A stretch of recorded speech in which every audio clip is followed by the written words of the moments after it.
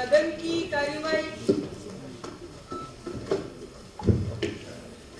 की कार्यवाही शुरू की जाती है।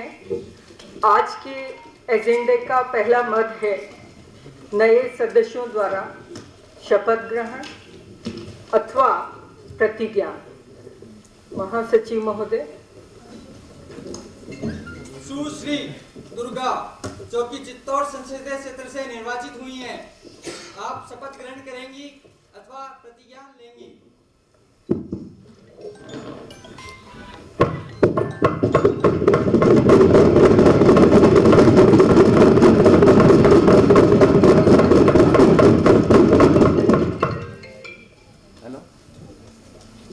मैं प्रतिज्ञा लूंगी। मैं दुर्गा प्रजापति जो कि युवा संसद की सदस्य निर्वाचित हुई हूँ, सत्य निष्ठा से प्रतिज्ञा करती हूँ कि विधि द्वारा स्थापित भारतीय संविधान के प्रति श्रद्धा रखूंगी, देश की प्रभुसत्ता और एकता बनाए रखूंगी तथा जिस पद को मैं ग्रहण करने वाली हूँ उसका श्रद्धापूर्वक निर्वहन करूंगी। धन्यवाद।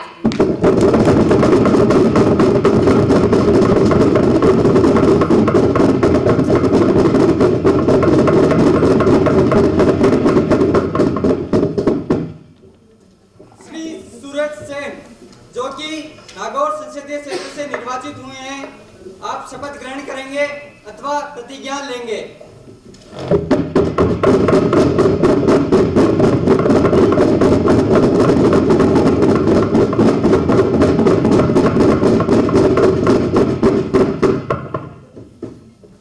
महोदय, मैं प्रतिज्ञा लेना चाहूँगा।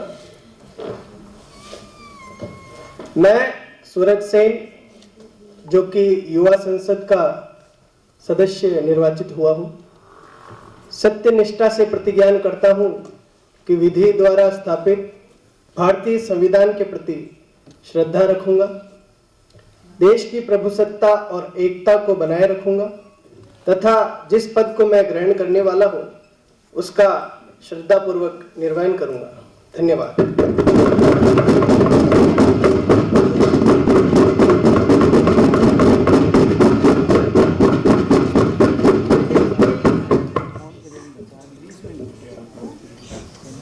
अब विधायी प्रक्रिया प्रारंभ की जाती है। माननीय स्वास्थ्य मंत्री जी कोटपा कानून संशोधन विधेयक 2003 का पुनर्स्थापना करेंगे। माननीय श्री स्वास्थ्य मंत्री जी। धन्यवाद मैडम स्पीकर। अध्यक्ष महोदय, मैं कोटपा कानून संशोधन विधेयक 2003 को सदन में पुनर्स्थापित करने की अनुमति चाहता हूँ। अनुमति है।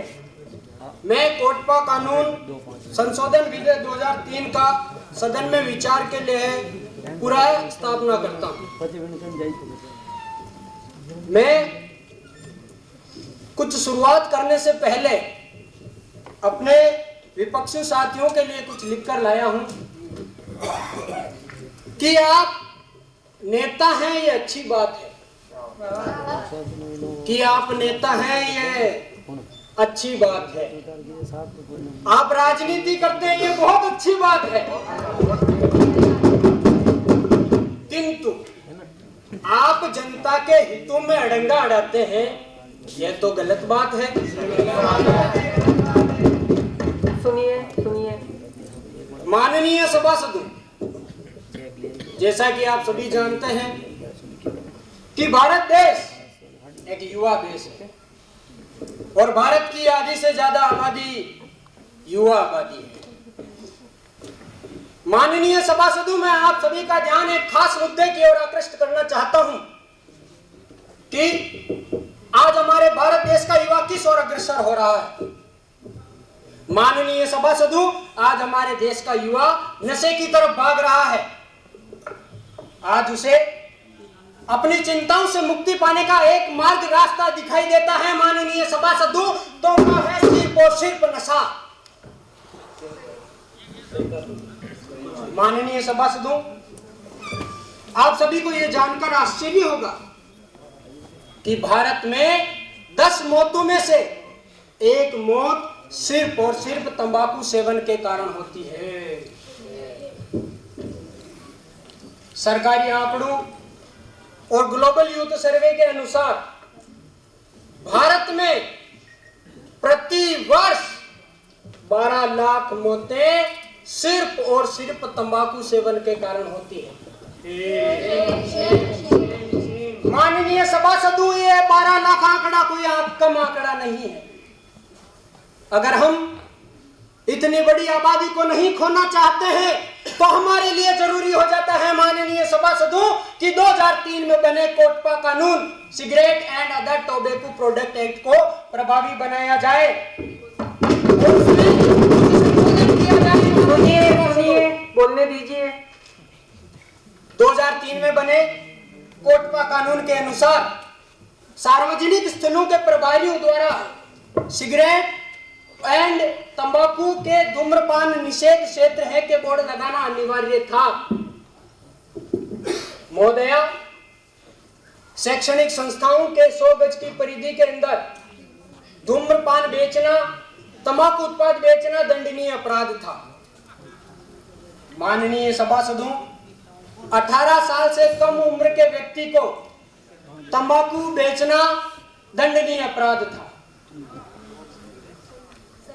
माननीय सभासदों, साथ ही जो तंबाकू उत्पाद करने वाली कंपनियां हैं उनको तंबाकू के पैकेट के 80% भाग में तंबाकू जानलेवा है की चेतावनी लगाना अनिवार्य था।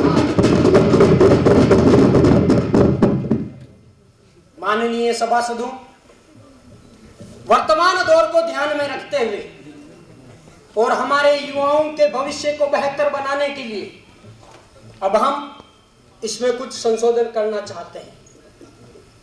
प्रथम है, तंबाकू खरीद की उम्र 18 साल से बढ़ाकर 21 साल कर दी जाए।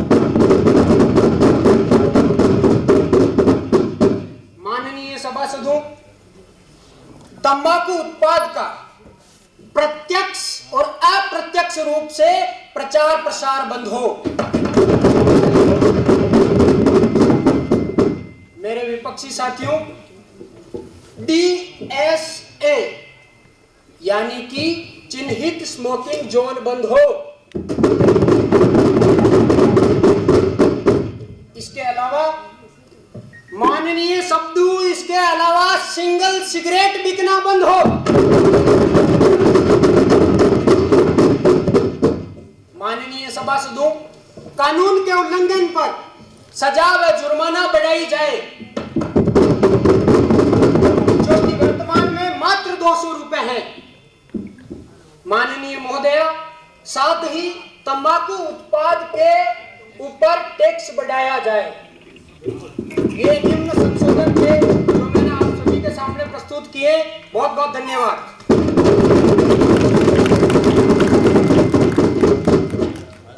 धन्यवाद स्वास्थ्य मंत्री जी। अब मैं आमंत्रित करती हूँ माननीय सांसद सुश्री मनीषा जी। सुश्री मनीषा। धन्यवाद मैडम स्पीकर। माननीय सांसद गणों, जैसा कि माननीय स्वास्थ्य मंत्री प्रभु जी ने अभी हमारे सामने बहुत ही अच्छी बातें की और उनकी बातों से तो ये साफ जाहिर भी होता है कि वे युवाओं के बहुत बड़े हितैषी हैं, बहुत बड़े शुभचिंतक हैं। संसद की इस चर्चा को देखते हुए आज मेरा बहुत मन है कि मैं मुनव्वर राणा का एक शेर पढ़ूं कि आप दरिया हैं तो फिर इस वक्त हम खतरे में हैं। आप दरिया हैं तो फिर इस वक्त हम खतरे में हैं।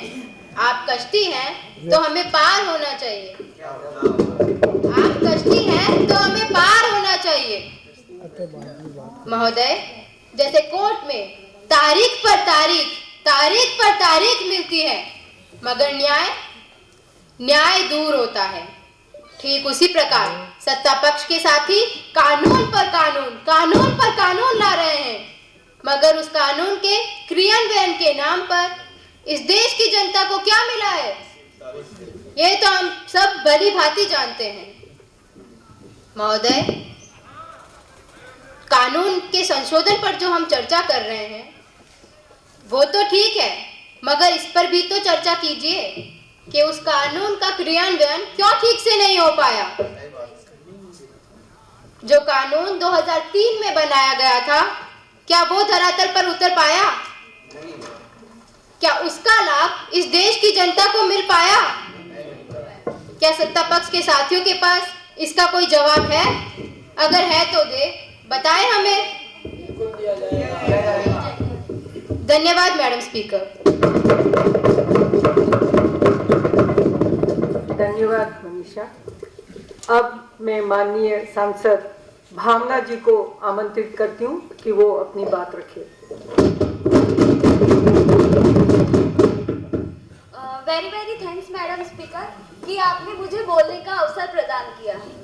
कमाल है, एक और तो मेरे देश को बचाने का मुद्दा है और दूसरी ओर मेरे देश के युवाओं को बचाने का मुद्दा है और दूसरी ओर मेरे विपक्षी साथियों की शानदार राजनीति। वाह महोदया, अभी हमारी सांसद महोदया ने जो अपने कुतर्कों से सदे बांध जो छोड़े हैं, मुझे खेद है कि वह अपने लक्ष्य तक नहीं पहुंच पाए हैं। महोदया, मैं अपने विपक्षी भाई बहनों से पूछना चाहती हूँ कि क्या आप हमारे देश का भला नहीं चाहते? नहीं चाहते। बोलने दीजिए। क्या आप हमारे देश के युवाओं का भला नहीं चाहते? बिल्कुल नहीं चाहते। अभी हमारे माननीय स्वास्थ्य मंत्री प्रभु जी ने अपने वक्तव्य में बताया है कि तंबाकू का सेवन करने से प्रति वर्ष 12 लाख मौतें महोदय हमारे देश में होती है। तो क्या आप नहीं चाहते कि तंबाकू के कारण होने वाली 12 लाख मौतों के आंकड़े को कुछ कम किया जाए? महोदया, मैं आपको बता देना चाहती हूँ कि तंबाकू के कारण होने वाली बीमारियों का आर्थिक वहन भी तो सरकार को ही करना पड़ता है। यदि हम इस कानून में संशोधन लाते हैं तो देश और युवाओं का तो भला होगा ही, साथ ही साथ तंबाकू के कारण होने वाली बीमारियों के खर्च का आर्थिक भार भी तो कुछ कम होगा। शायद मेरे विपक्षी साथियों ने कभी इस तरह से विचार नहीं किया है। वैसे तो मैं जानती हूँ आप लोग बेहद समझदार हैं। फिर भी आप लोगों से निवेदन करना चाहूंगी, अगर आपने इस विषय पर विचार नहीं किया है तो कृपया कर अगली बार इस विषय पर विचार कर आएं। मैं अपने वक्तव्य में बस इतना ही कहना चाहूंगी। धन्यवाद मैडम। नेक्स्ट माननीय सांसद रणजीत सिंह जी। धन्यवाद मैडम स्पीकर। जैसा कि हर बार होता है, हमारे विपक्षी साथी मुद्दे को हर बार मोड़ देते हैं, हर बार मरोड़ देते हैं, चर्चा को पटरी से नीचे उतार देते हैं। सही कहा। ऐसे में मैं उनका ध्यान इस ओर आकृष्ट करना चाहता हूं कि हम जो कानून में संशोधन चाहते हैं वे क्यों महत्वपूर्ण है। अभी विपक्षी साथी माननीय सांसद महोदया मनीषा जी ने कहा कि हम सिर्फ कानून पर कानून ला रहे हैं, संशोधन पर संशोधन करे जा रहे हैं,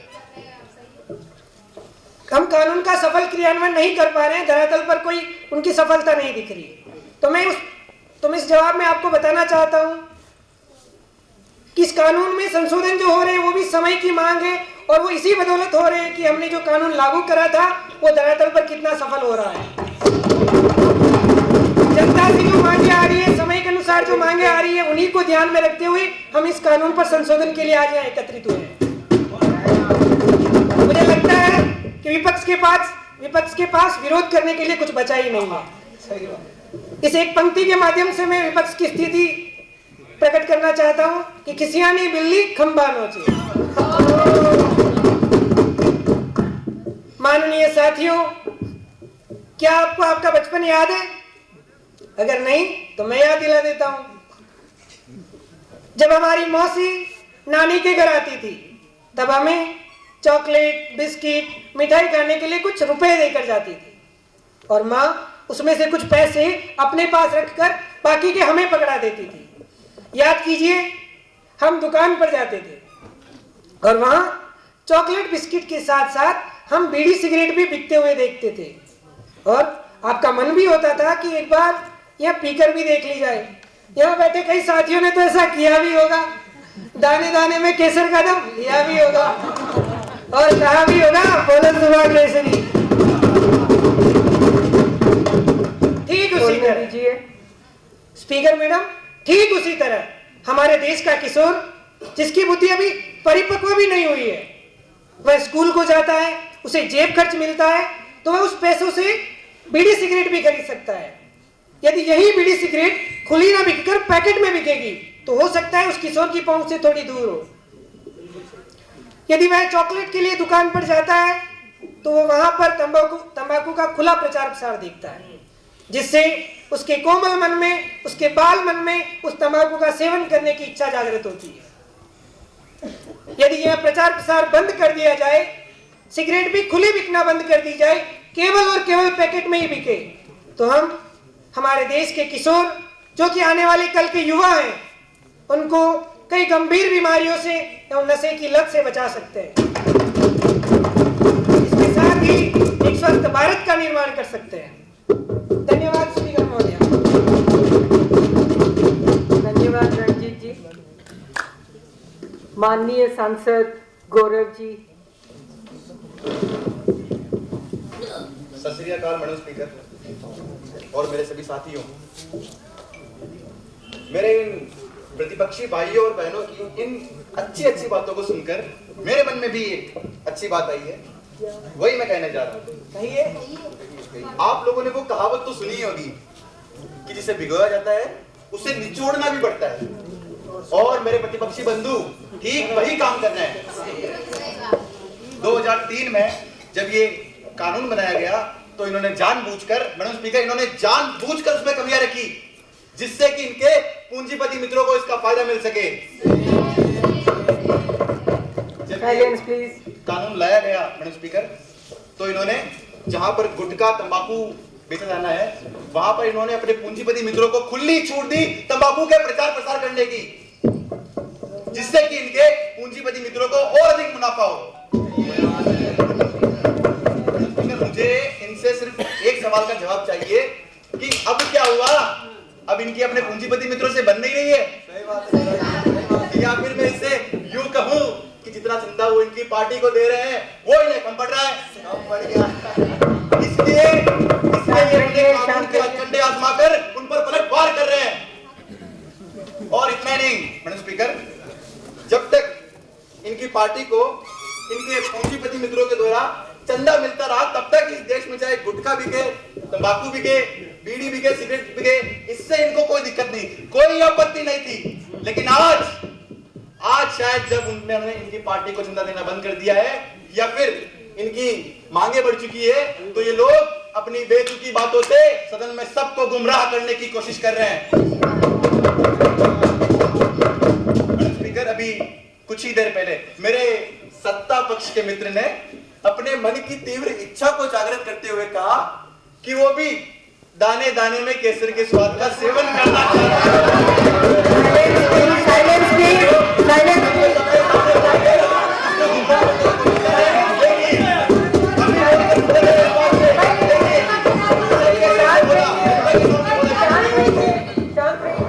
स्पीकर महोदय, सबके सामने बोलकर अपनी ही बातों से मुकर रहे हैं ये लोग। इन्होंने अपने मन की तीव्र इच्छा को जागृत किया और कहा कि वो भी दाने दाने में केसर के स्वाद का सेवन करना चाहते हैं। बोलने दीजिए, बोलने दीजिए। सदन के अंदर ही सबके सामने, जनता के सामने, मैडम स्पीकर आपके सामने गुटखे और तंबाकू का प्रचार प्रसार कर रहे हैं। अरे तो बाहर कितना करते होंगे? मैं अपने सत्ता पक्ष के मित्रों से बस यही कहना चाहूंगा कि बजाय हमें हमारा बचपन याद दिलाने के, आप देश की समस्याओं पर ध्यान दीजिए। धन्यवाद स्पीकर महोदय। धन्यवाद गौरव जी। माननीय माननीय सांसद श्री अनिल जी।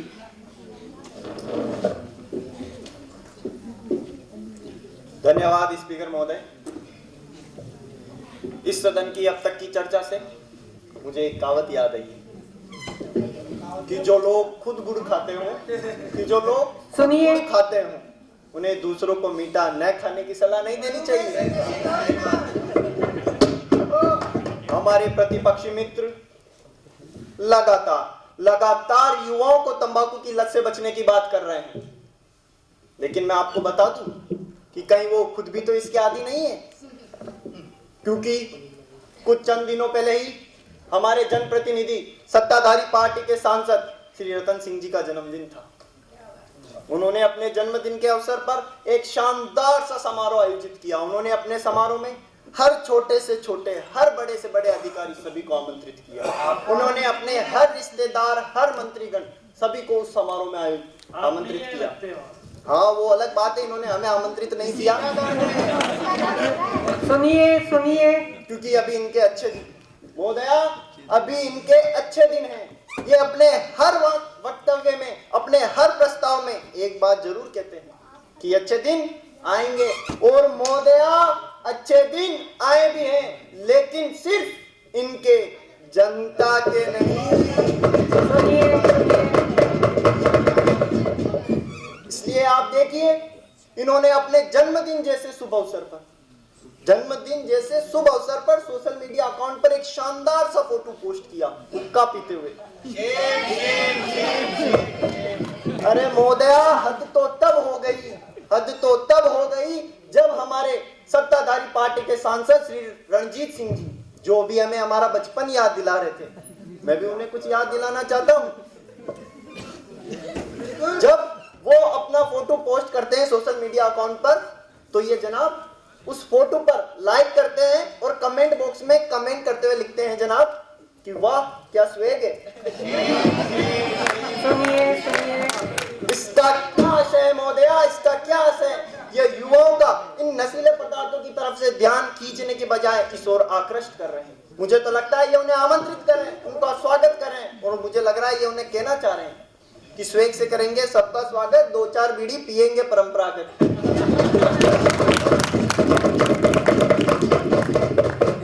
यदि हमारे प्रतिपक्षी मित्र सही में युवाओं का भला चाहते हैं, तो युवा किन्हें देखकर सीखेगा महोदया? हमें ही। यदि हम ही इस तरीके से प्रचार प्रसार करेंगे और दूसरी ओर इतनी बड़ी बड़ी बातें, युवाओं को तंबाकू की लत से बचने की बात करेंगे, तो ये दोगली बातें संसद को शोभा नहीं देती महोदया। ये दोगली बातें शोभा नहीं देती। मुझे तो लगता है इस प्रस्ताव पर हमें और अधिक गंभीरता से सोचने की जरूरत है, और शायद आपको और अधिक। धन्यवाद महोदय। धन्यवाद अनिल जी। माननीय सांसद गायत्री जी। धन्यवाद स्पीकर मैडम, आपने मुझे मेरी बात रखने का अवसर प्रदान किया। महोदया, आज मुझे मेरे प्रतिपक्षी साथियों की बुद्धिमत्ता पर दया और तरस दोनों आ रहे हैं। कानून में संशोधन से ज्यादा महत्वपूर्ण तो यह बात हो गई है कि मेरे प्रतिपक्षी साथी इतने संवेदनहीन कैसे हो सकते हैं। लगता है उन्होंने उस माँ की पुकार नहीं सुनी जिनका 28 साल का बेटा सिगरेट सेवन के कारण अपनी जिंदगी को खो चुका है।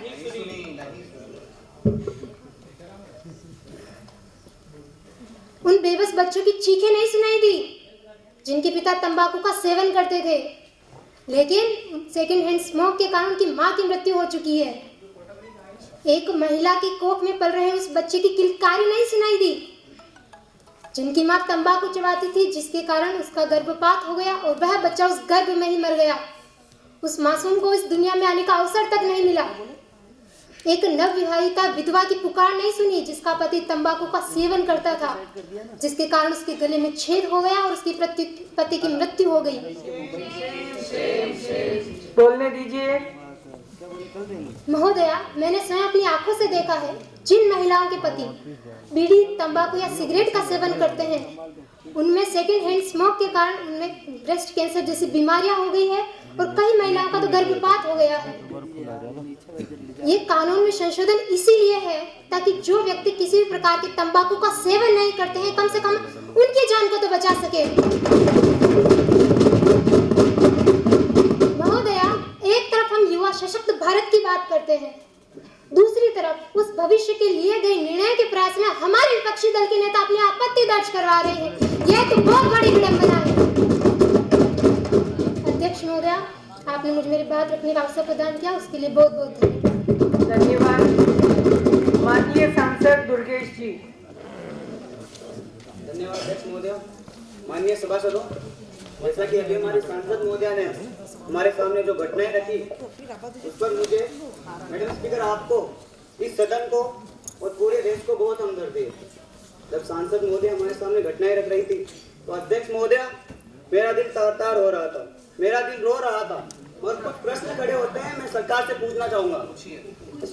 जब अलग अलग जिले में अलग से तंबाकू सेल बने हुए हैं और इस मुद्दे पर काम करने के लिए आपने अधिकारी भी नियुक्त कर रखे हैं, और सबसे बड़ी बात, अभी आप सरकार में, अभी आप सत्ता में हैं, तो मैं पूछना चाहूंगा सरकार से कि जब ये घटनाएं हो रही थी तो आपने उन पीड़ित परिवारों के लिए क्या किया? जब ये घटनाएं हो रही थी, इन घटनाओं से सबक लेते हुए क्या आपने उन पीड़ित परिवारों के लिए कुछ कल्याणकारी कदम उठाया? नहीं। ये घटनाएं होती गई, आप आंकड़े जोड़ते गए, घटनाएं होती गई, आंकड़े जोड़ते गए, लेकिन किया कुछ नहीं। अध्यक्ष महोदय, असल सत्य तो यह है कि हमारे सत्ता पक्ष के साथी झूठ को गुड़ की चाशनी में डुबो डुबो की सदन के सामने प्रस्तुत कर रहे हैं। इससे झूठ सच में परिवर्तित नहीं हो सकता। अध्यक्ष महोदय, आपने सुना होगा, सच एक जलते हुए दीपक के समान है, उसे आप अंधकार के पीछे नहीं छुपा सकते, वो हमेशा अपने साथ प्रकाश लेके चलता है। ठीक उसी तरह हमारे प्रतिपक्ष के साथी अपनी गैर जिम्मेदारियों को इस घटना की आड़ में नहीं छुपा सकते, अपनी गैर जिम्मेदारियों को इन घटना की आड़ में कभी नहीं छुपा सकते, और उनको जवाब देना होगा इन सवालों का। मैं कहना चाहूंगा सरकार से कि अगर आपको सच में उन परिवारों के प्रति हमदर्दी होती, अगर आपके दिल में सच में उन परिवारों के कुछ दर्द होता, तो आप कानून लाने से ज्यादा कानून की क्रिया पर ध्यान देते हैं। आप कानून की क्रियान्वयन पर ध्यान देते तो वो परिवार जिन्होंने इस घटना में अपनों को खोया है, उनको हम बचा सकते थे। वो 12 लाख मौतें तो सिर्फ 1 साल में तंबाकू के सेवन की वजह से हो गई, उनको हम कुछ कम कर सकते थे। धन्यवाद अध्यक्ष महोदय। धन्यवाद सांसद दुर्गेश जी। माननीय सांसद सूरज जी।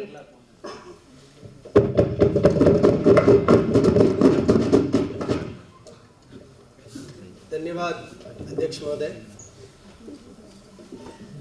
मैं कहना चाहूंगा कि जो हो चुका है उसे तो अनहोने में नहीं बदला जा सकता, लेकिन अभी जो हमारे सामने है उन्हें इन घटनाओं से बचाया जा सकता है।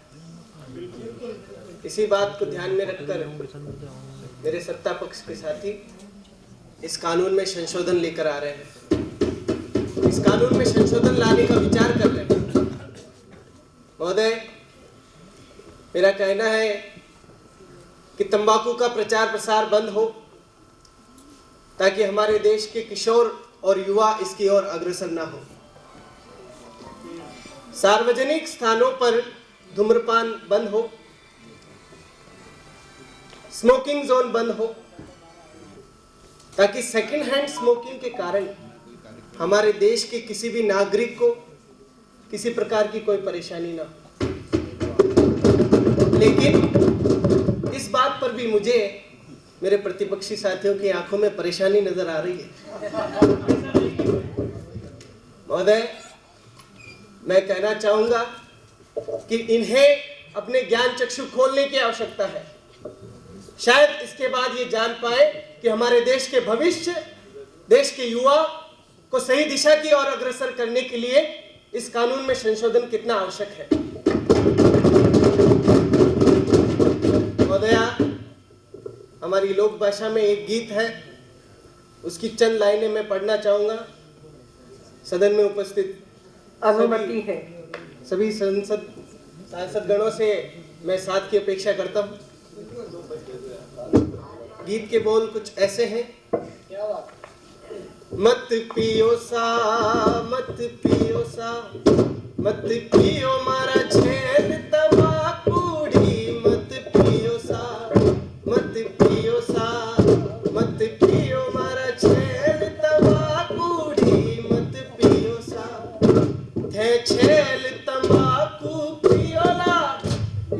पी हरिए चली जाऊला, थे छेल तंबाकू पियोला, मैं पी हरिए चली जाऊला, मैं फिर कदी नहीं आऊला।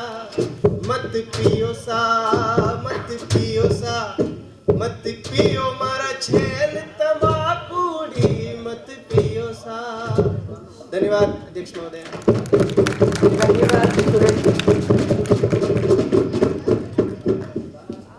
माननीय सांसद रेखा जी। धन्यवाद मैडम स्पीकर महोदय। मेरे प्रतिपक्षी साथी कानून में जिस संशोधन की बात कर रहे हैं वह कहने के लिए अच्छी है, बहुत अच्छी है, लेकिन व्यवहारिक नहीं। उन्हें धरातल पर कैसे उतारेंगे आप? मान लीजिए तंबाकू उत्पाद खरीदने की उम्र 18 से बढ़ाकर 21 कर भी दी जाए।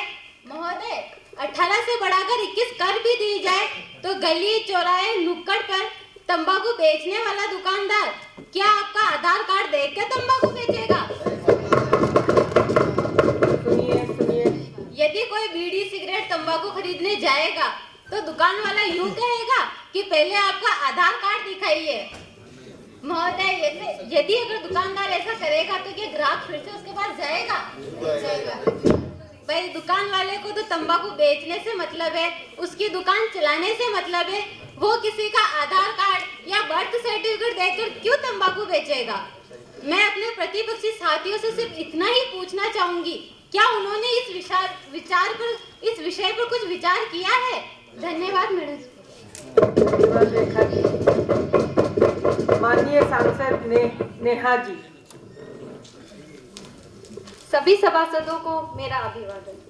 हमारी सांसद महोदया जी ने जो प्रश्न किया है, मैं समझती हूँ कि वो बहुत ही महत्वपूर्ण प्रश्न है। उसके उत्तर में मैं केवल इतना ही कहना चाहती हूँ कि कानून का हर प्रावधान धरातल पर व्यवहारिक रूप से उतरे, इसकी व्यवस्था हमने की है।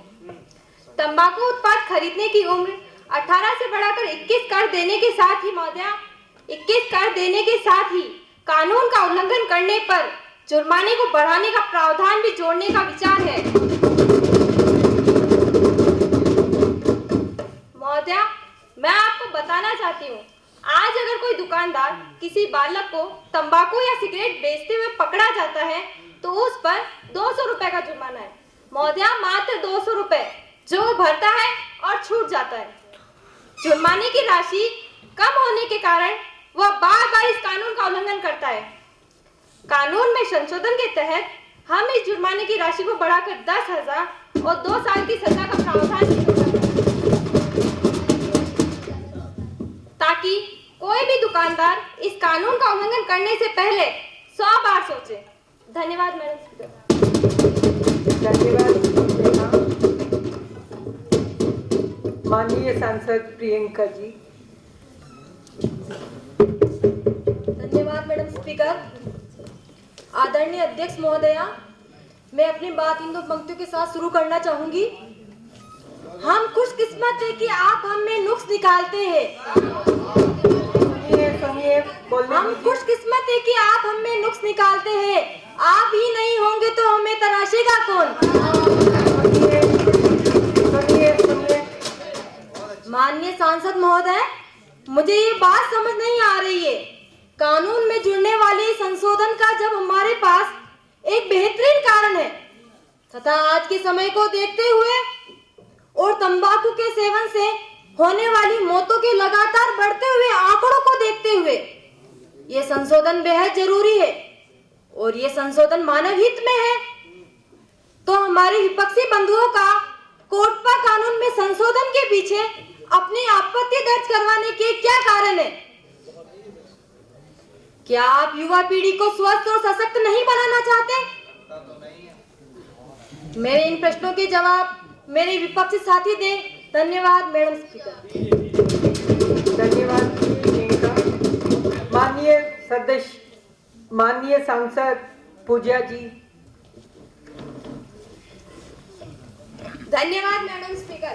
हम अपनी आपत्ति दर्ज करवा रहे हैं क्योंकि लोकतंत्र में इसका अधिकार देता है। शायद मेरे प्रतिपक्षी साथी भूल गए हैं कि लोकतंत्र में सिर्फ बहुमत का नहीं, अल्पमत का भी महत्व होता है। बोलने दीजिए, सुनिए सुनिए। मेरे प्रतिपक्षी साथियों की बात सुनकर मुझे आज डॉक्टर कुंवर बेचैन की वो पंक्तियां याद आती है कि दोनों ही पक्ष आए हैं तैयारियों के साथ। सुनिए। हम गर्दनों के साथ तो वो है आर्यों के साथ, हम गर्दनों के साथ तो वो है आर्यों के साथ। और सेहत हमारी ठीक रहे भी तो किस तरह, और सेहत हमारी ठीक रहे भी तो किस तरह, आते हैं खुद हकीम ही बीमारियों के साथ, आते हैं खुद हकीम ही बीमारियों के साथ। माननीय स्पीकर महोदया, मेरे प्रतिपक्षी साथियों ने अपना उजला पक्ष तो यहाँ रखा, अपनी उपलब्धियों का बखान तो यहाँ किया, परंतु अपनी असफलताओं और गैर जिम्मेदारियों को छिपा लिया और कानून के पक्ष में दिए जा रहे मेरे सत्ता पक्ष के साथियों से मैं इसलिए असहमत हूँ क्योंकि ये जमीनी हकीकत से वाकिफ नहीं है। मुझे नहीं पता आप जनता जनार्दन के कितने नजदीक हैं, मुझे ये पता है मैं जनता के साथ बस में भी सफर करती हूँ। बस में जहाँ लिखा था यहाँ धूम्रपान करना निषेध है, उसी के नीचे बस कंडक्टर बीड़ी फूंक रहा था। मैंने जब इस संबंध में नजदीकी थाना प्रभारी को कार्रवाई करने को कहा तो उसे ये तक नहीं पता था कि इस संबंध में कोई कोर्ट का कानून बना हुआ है। बोलने दीजिए, सुनिए। माननीय महोदया, अपने देश की विडंबना, उस थाना प्रभारी को यह तक नहीं पता था कि इस संबंध में कोई कोर्ट का कानून भी बना हुआ है। मैं मेरे प्रतिपक्षी साथियों से पूछना चाहूंगी कि आपने अपने संसदीय क्षेत्र में कभी स्कूल, कॉलेज व अन्य शिक्षण संस्थान का भ्रमण किया? उद्घाटन समारोह में अतिथि बनकर तो गए होंगे, परंतु आपने शिक्षण संस्थान के आसपास बीड़ी, सिगरेट, गुटखे की दुकानें देखी? क्या उस समय आपका कानून याद नहीं आया जब 100 गज के दायरे में बीड़ी, सिगरेट, सुनिए सुनिए। सच तो ये है आप बस जनता को गुमराह करना चाहते हैं, युवाओं के हितैषी होने का दिखावा करते हैं। अब विचार आपको करना है कि आप सचमुच बदलाव करना चाहते हैं या केवल दिखावा करना चाहते हैं या समाज में बदलाव लाना चाहते हैं। धन्यवाद मैडम स्पीकर। धन्यवाद। सांसद, माननीय सांसद आरती जी। सम्मानित सदन को मेरा नमस्कार। सांसद महोदया, ये जनता भली भांति जानती है कौन असल बदलाव की बातें करता है और कौन जनता को गुमराह करता है।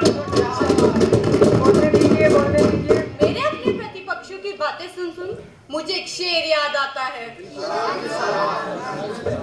बर्बाद गुलिस्ता करने को बस एक ही उल्लू काफी है। बर्बाद गुलिस्ता करने को बस एक ही उल्लू काफी है।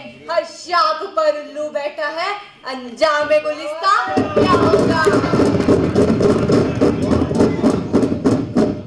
मेरे प्रतिपक्षी साथी अगर अब भी इस मुद्दे की गंभीरता को नहीं समझ पा रहे हैं तो मैं उन्हें और स्पष्ट कर देती हूँ कि WHO वर्ल्ड हेल्थ ऑर्गेनाइजेशन की रिपोर्ट के अनुसार पूरे देश में प्रति वर्ष तंबाकू सेवन के कारण 60 लाख मौतें, जी हाँ 60 लाख मौतें होती है, जिसमें से अकेले भारत में 12 लाख मौतें होती हैं। इसमें से 7% मौत महिलाओं की होती है। महोदया, आयरलैंड दुनिया का पहला ऐसा देश है जिसने 2004 में सार्वजनिक तंबाकू उत्पादन पर पाबंदी लगाई है। आयरलैंड सरकार का दावा है कि ऐसा करने से वह 3700 लोगों की जानें बचाने में सफल रही है। तो हम भी हर साल होने वाली मौतों में से कुछ जिनका बचा सकते हैं। सिगरेट के पैकेट पर जो खतरनाक चेतावनी होती है उससे सिगरेट पीने वाले व्यक्ति पर असर जरूर होता है और सिगरेट पीने की चाहत भी कम होती है। आयरलैंड, ब्राजील, कनाडा, थाईलैंड में किए गए सर्वे के अनुसार ऐसा करने से लोगों में जागरूकता बढ़ती है और तंबाकू उत्पादन पर पाबंदी भी कम होती है। मेरे अपने विपक्षी साथियों से मैं बस यही कहना चाहती हूँ, जब आयरलैंड ऐसा कर सकता है, ब्राजील, कनाडा, थाईलैंड ऐसा कर सकता है तो हम क्यों नहीं। धन्यवाद मैडम। धन्यवाद। माननीय सांसद चिराग जी। Honorable Madam Speaker and dear all members present in the Parliament, I want to talk about the effect of tobacco on women and children. According to the several studies, both in the country and state, found that the risk of cervical cancer increases in women. Second edition of WHO, the World Health Organization, the Comprehensive Cervical Cancer Control.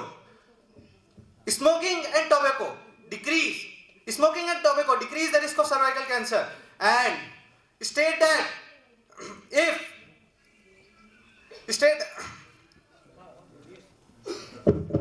cervical cancers and all the members present here, do you know that the cervical cancer higher in those areas where the higher female rates of smoking cancers.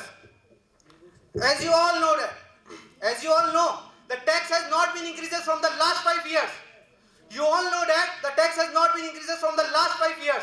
If we rise in the price of tobacco product, we believe the use of tobacco will fall.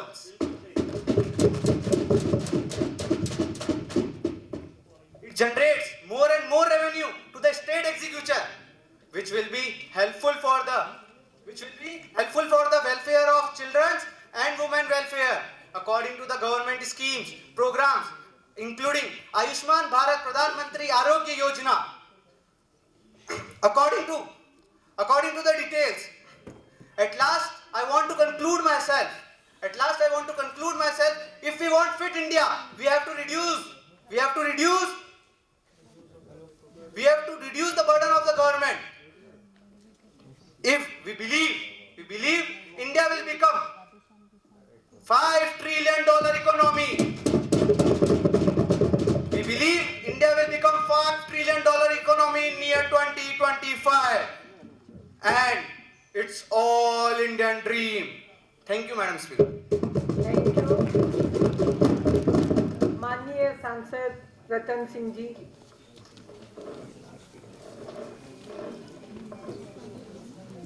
खम्बा गणिसा, माननीय madam speaker महोदय और मेरे प्रतिपक्षी साथी, मैं इतनी देर को प्रतिपक्षी साथी जो खेरिया है या की बात सुन रहा हाँ, मैं तंबाकू पे टैक्स बढ़ावा की बात कर रहा हाँ, तो प्रतिपक्षी साथी इको विरोध कर रहा है। तो माना शान लगे कि तंबाकू की 5-10 फैक्ट्रियां यहाँ के भी है दिखे, लेकिन कौन है उसके? हाँ, आप मिले हाँ, आपने याद हो तो अपनी फैक्ट्री में भी अब चाय पानी पीती। मैं तंबाकू पे टैक्स बढ़ावा की बात कर रहा हाँ, कानून में संशोधन लावा की बात कर रहा हाँ, तो आप आनी कानून में संशोधन न लावा दे रहा। थाके भी फैक्ट्रियां है जो कानून में संशोधन न लावा दे रहा, या कहीं स्वार्थ है?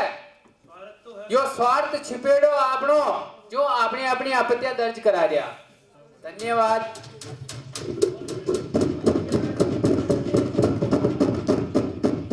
माननीय सांसद प्रतिपक्ष परमेश जी देव। शुक्रिया मैडम स्पीकर।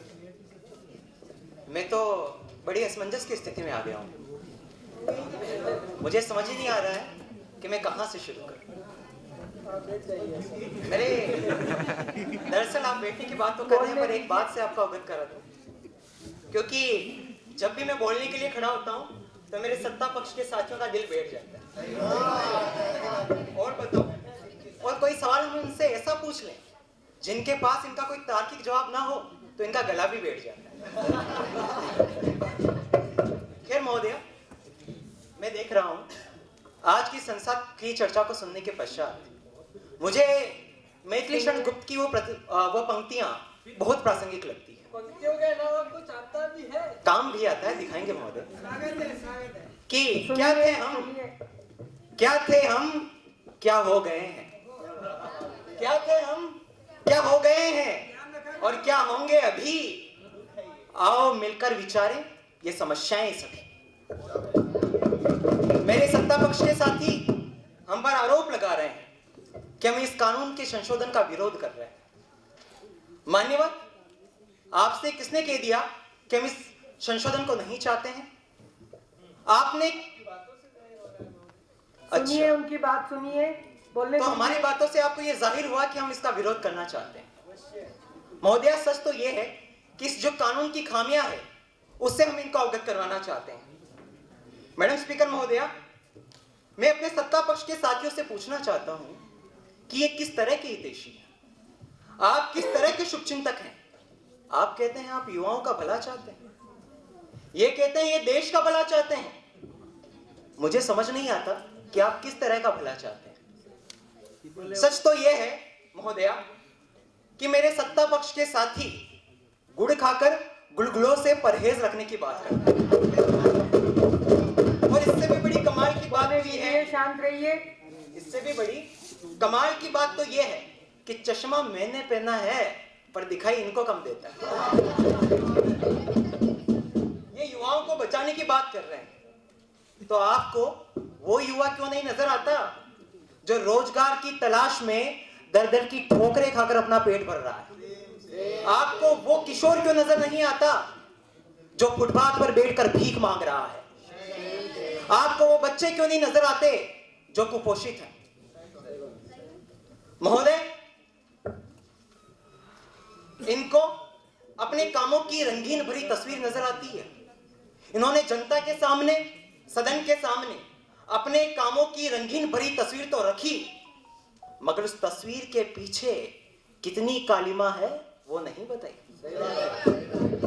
मतलब मैं कहूं, मैं बहुत कुछ लिख के लाया हूं आपके, मतलब कि गरीबों में तो ये भूख बांटे महोदया, गरीबों में तो ये भूख बांटे, और जिसका पेट भरा है उसको ये रेवड़ियां बांटे।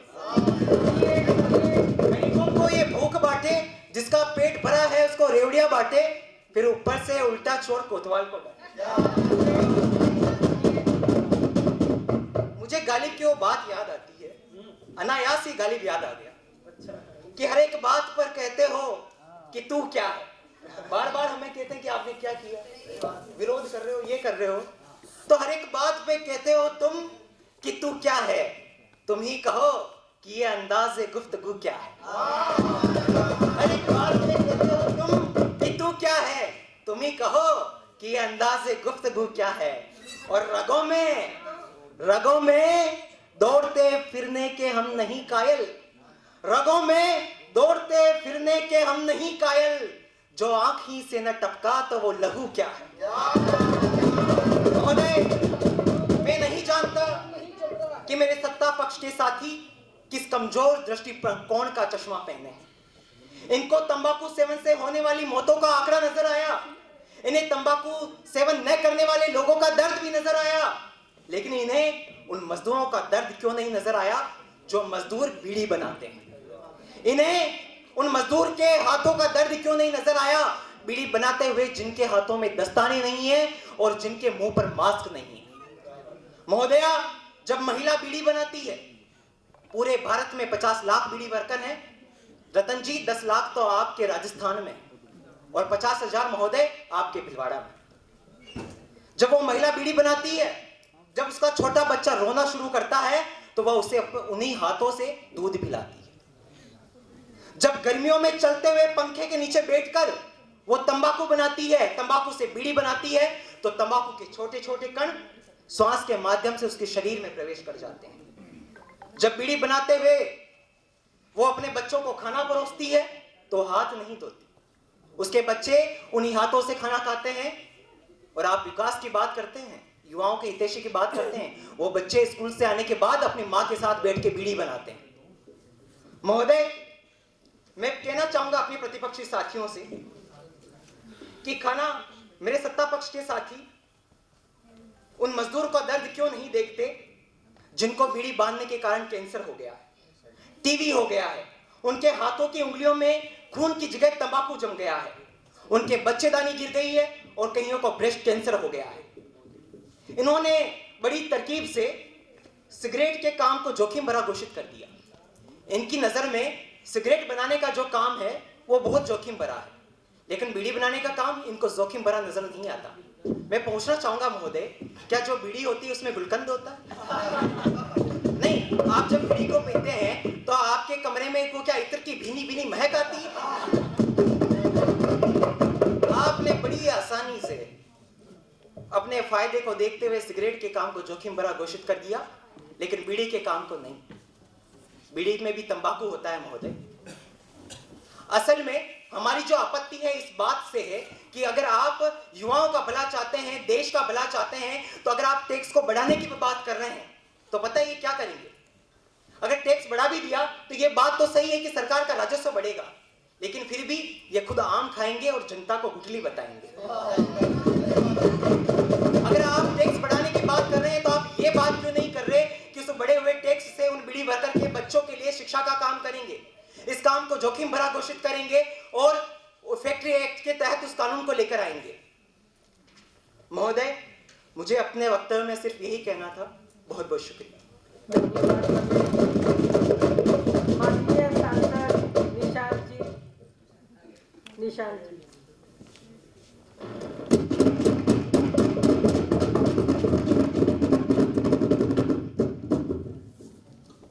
धन्यवाद मैडम स्पीकर। मेरे पक्ष और विपक्ष के सांसद साथीगण, मैडम स्पीकर, आज सदन की कार्रवाई को देखते हुए जो संपूर्ण वार्ता सुनी है, उस वार्ता से मुझे एक बहुत बड़ा आश्चर्य हो रहा है। वह आश्चर्य मैं आप सभी के बीच रखता हूं कि क्या मेरे सामने बैठे विपक्ष के साथी जनता के वही उम्मीदवार हैं जिनको जनता ने चुनकर यहां उनकी भलाई के लिए, उनकी अच्छाई के लिए, उनकी भलमनसाहत के लिए कानून बनाने के लिए भेजा था? किसी को लगता है? ये मेरे विपक्षी साथी, हम जो भी कानून बनाना चाहते हैं, चाहे वो जनता के पक्ष में हो, विदेश के विपक्ष में हो, सभी में कुतर्क लगाकर उसका विरोध करते हैं, अपनी आपत्ति दर्ज कराते हैं। तो मैं मेरे प्रतिपक्षी साथियों से जो उन्होंने सवाल किए हैं उनके सभी के जवाब दूंगा, किंतु उससे पहले मैं हमारे प्रतिपक्षी साथियों से पूछना चाहूंगा कि क्या आपने कभी जनता के बारे में सोचा है? क्या आप जनता के बीच से उठकर आते हैं? क्या आप जनता के दर्द को समझते हैं? बिल्कुल नहीं। यह संवेदनहीनता आपको शोभा नहीं देती महाशय। संवेदनशील बनिए जनता के लिए, देश के लिए, अपने आप के लिए। एक हमारे साथी ने कहा कि भाई हमारे व्यापारी साथियों ने हमें चंदा देना बंद कर दिया, तो हम कानून में संशोधन लाना चाहते हैं। मैं सदन को इस प्रश्न का जवाब केवल एक पंक्ति से दूंगा और सदन का ज्यादा समय नहीं लूंगा कि पक्ष, विपक्ष, मैडम स्पीकर, जनता और संपूर्ण देश जानता है कि कौन सी पार्टी को कहां से चंदा आता है।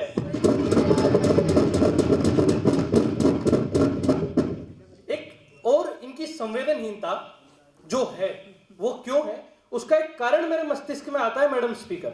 विपक्षी साथी ध्यान से सुनिएगा। ये लोग इतने संवेदनहीन इस वजह से हो गए हैं क्योंकि जाके पैर न फटे बिवाई, वे क्या जाने पीर पर आई। हमारे विपक्षी जो साथी हैं ये सभी बिलोंग करते हैं एक रिच और हाई प्रोफाइल बैकग्राउंड से, इसीलिए इन्हें कभी जनता का दर्द दिखाई नहीं देता। लेकिन मैं मैडम स्पीकर को बताना चाहूंगा, मैं स्वयं और मेरे जो साथी हैं ये उस गरीब तबके से उठकर आते हैं जहां उन्होंने ना केवल ये दर्द अपनी आंखों से देखा है अपितु उसे जिया भी है। हाँ बिल्कुल, क्योंकि फैक्ट्री में केवल और केवल गरीब व्यक्ति ही काम करता है सांसद महोदया।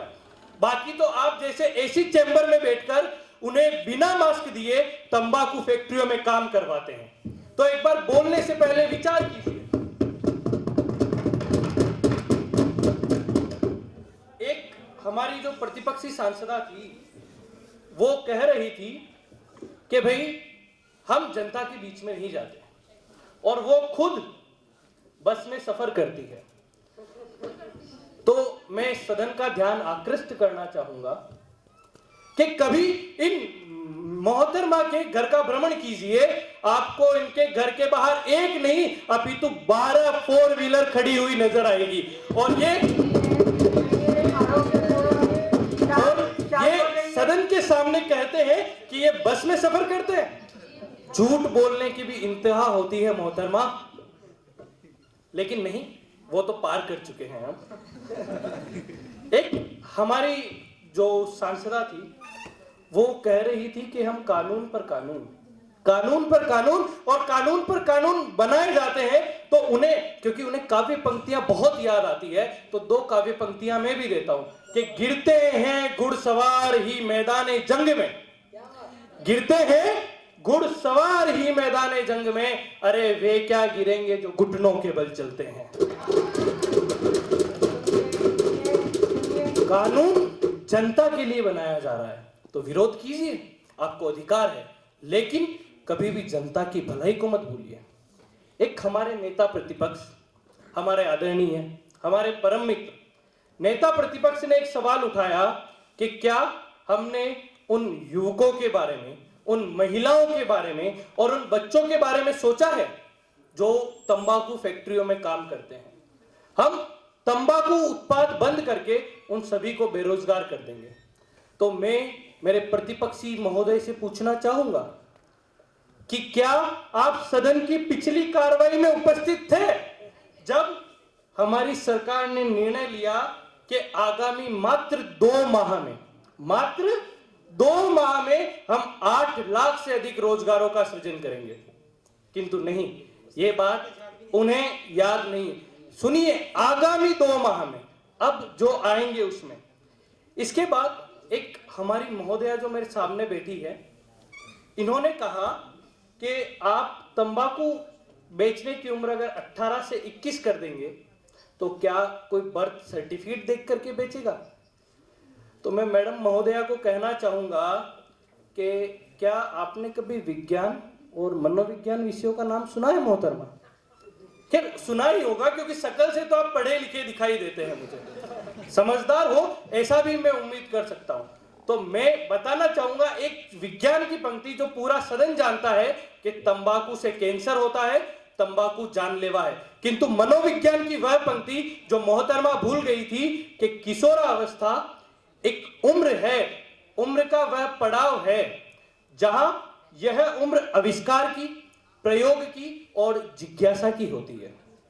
अतः जो किशोर है वह जिज्ञासावश, आविष्कारवश या किसी से आकृष्ट होकर धूम्रपान की ओर अग्रसरित होता है, लेकिन युवा अवस्था में वह अपने मस्तिष्क में परिपक्वन आने की वजह से, मानसिक परिपक्वता आने की वजह से अपने अच्छे और बुरे को समझ सकता है और धूम्रपान से बचने की अधिक गुंजाइश है।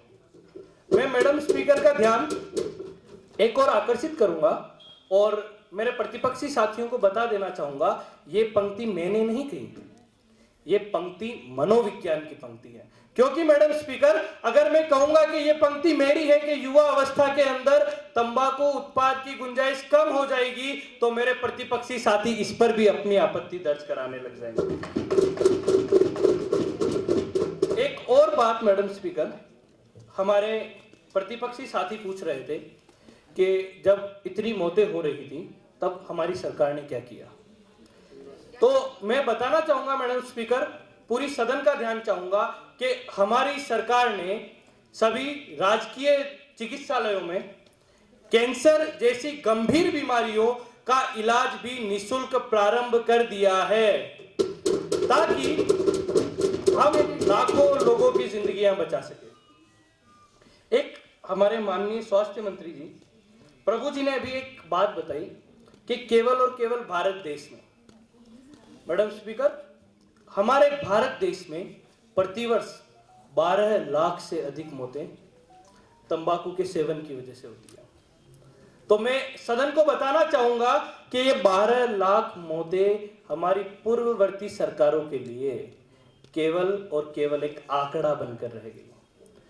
उन्होंने कभी इस दर्द को जीने का प्रयास नहीं किया।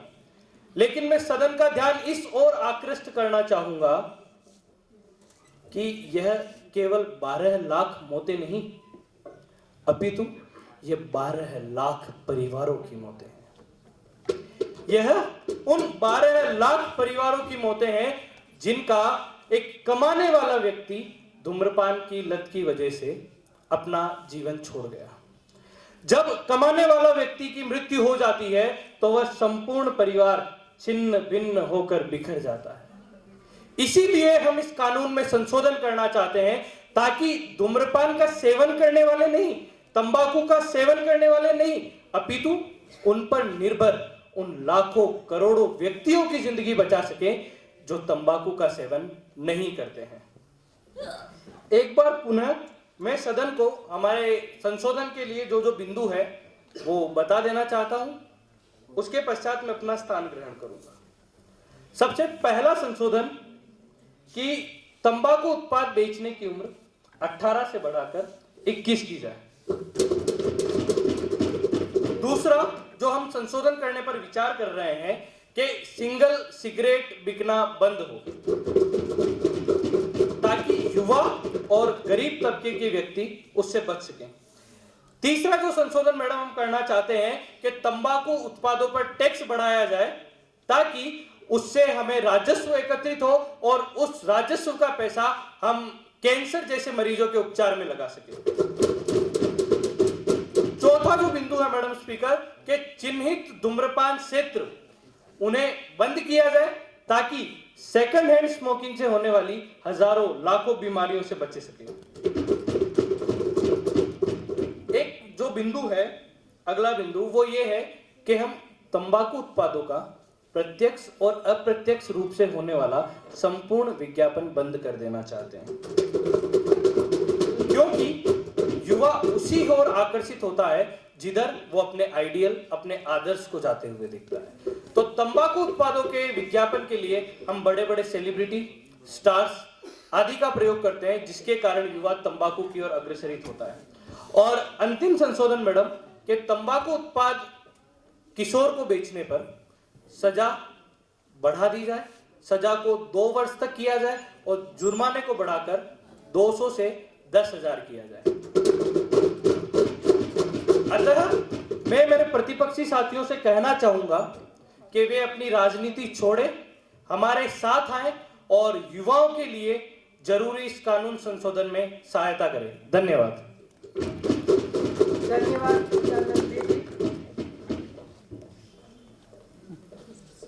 Now, those who are in favor of the amendment of Kodpa Kanun say yes. Yes. Those who are not in favor of Kodpa Kanun amendment say no. तो ध्वनि मत के आधार पर इस सदन में कोडपा कानून 2003 में संशोधन स्वीकार किया जाता है।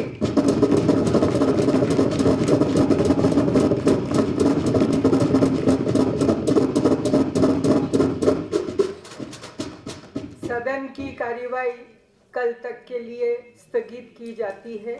धन्यवाद।